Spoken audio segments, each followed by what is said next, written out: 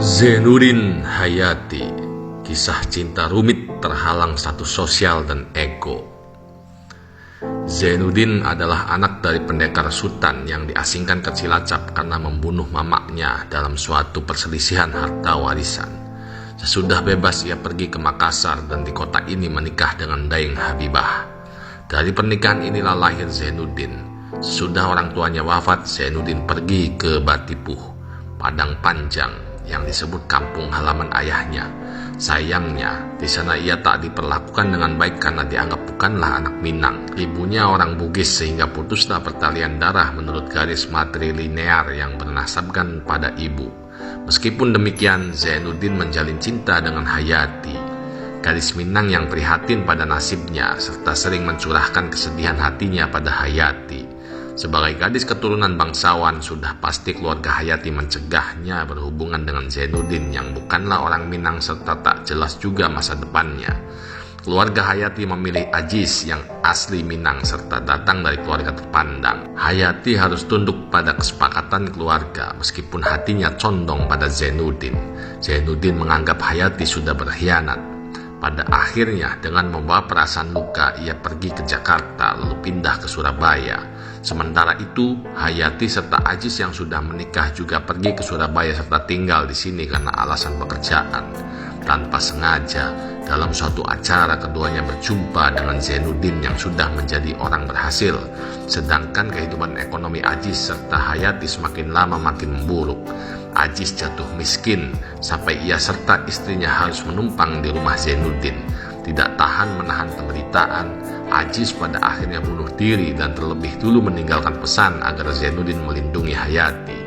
Zainuddin yang pernah dikhianati merasa sulit untuk menerima kembali Hayati. Perasaan cinta yang masih menyala dicoba untuk dipadamkan.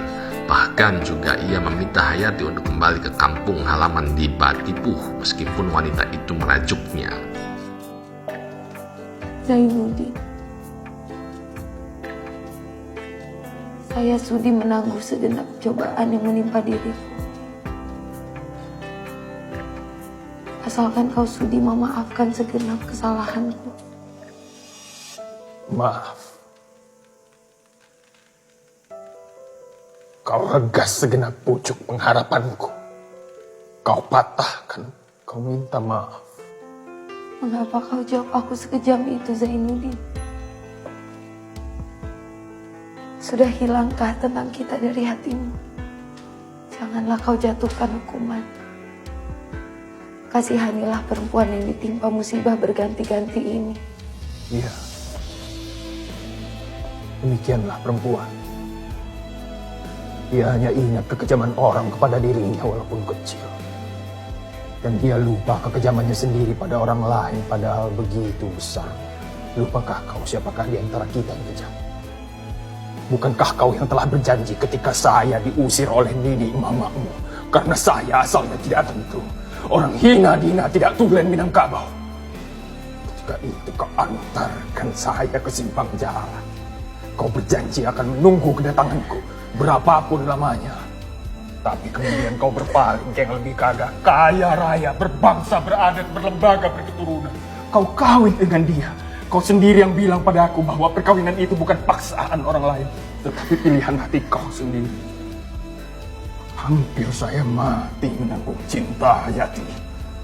2 bulan lamanya saya tergeletak di tempat tidur. Kau jenguk saya dalam sakitku, menunjukkan bahwa tangan kau telah beringat, bahwa kau telah jadi kepunyaan orang lain. Siapakah di antara kita yang kejam, Hayati? Saya kirimkan surat-surat meratap menghinakan diri, memohon dikasihani. Tiba-tiba kau balas saja surat itu dengan suatu balasan yang tersudu di itu, tak termakan di ayam. Kau katakan bahwa kau miskin, saya pun miskin. Hidup tidak akan beruntung kalau tidak dengan uang. Karena itu kau pilih kehidupan yang lebih senang, mentereng, cukup uang, berenang di dalam emas bersayap uang kertas. Zainuddin, siapakah di antara kita yang kejam, Hayati?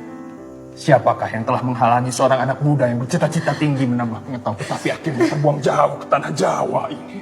Hilang kampung dan halamannya, sehingga dia menjadi seorang anak kumidi yang tertawa di muka umum, tapi menangis di belakang layar. Zainuddin. Tidak, Hayati, saya tidak kejam.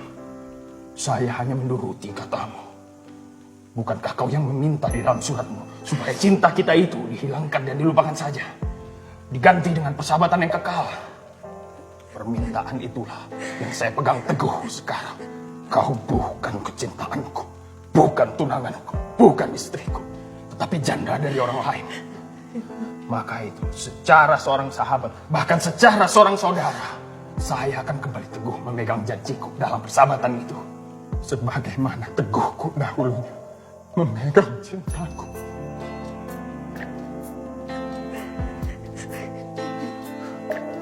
Itulah sebabnya, dengan segenap ridho hati ini, kau kubawa tinggal di rumahku untuk menunggu kedatangan suamimu. Tetapi kemudian, bukan dirinya yang kembali pulang, tapi surat cerai dan kabar yang mengerikan. Maka itu, sebagai seorang sahabat pula, kau akan kulepas pulang ke kampungmu, ke tanah asalmu, tanah Minangkabau yang kaya raya, yang beradat berlembaga, yang tak lapuk di hujan, tak lekang di panas. Ongkos pulangmu akan saya beri, demikian pun uang yang kau perlukan.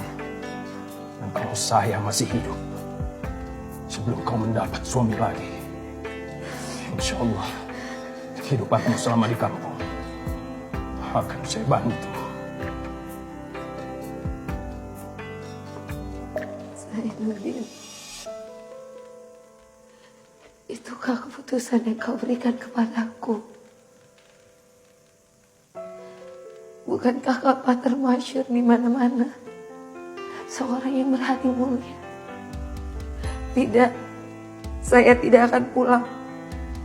Saya akan tetap di sini bersamamu. Biar saya kau hinakan, biar saya kau pandang sebagai babu yang hina. Saya tak butuh uang berapapun banyaknya, saya butuh dekat dengan kau, Zainuddin.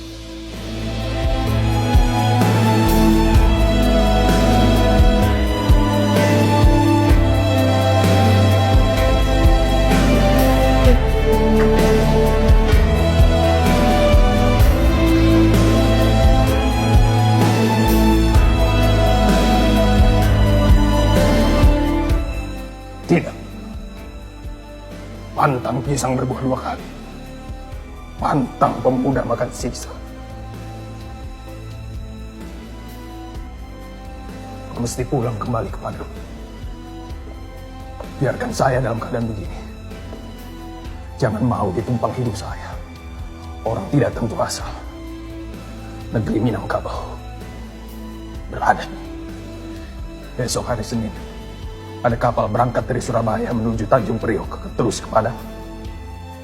Kapal Van der Wijk. Kau menumpanglah dengan kapal itu pulang ke kampungmu. Hayati pun pulang dengan menumpang kapal Van der Wijk, tetapi nasib malang menimpanya. Kapal yang ditumpanginya tenggelam di Laut Jawa. Zainuddin yang mendengar berita itu segera menuju rumah sakit di Tuban. Sayang, nyawa Hayati tidak bisa diselamatkan. Sejak peristiwa itu, Zainuddin sering mengalami sakit hingga pada akhirnya meninggal dan dimakamkan di samping pusara Hayati. Aduh, cinta yang berakhir tragis lagi, berai. Mengutip jargon dari Panglima Tiang Feng. Begitulah cinta, deritanya tiada akhir. Bagi para jomblo, tetap pesimis, jangan optimis.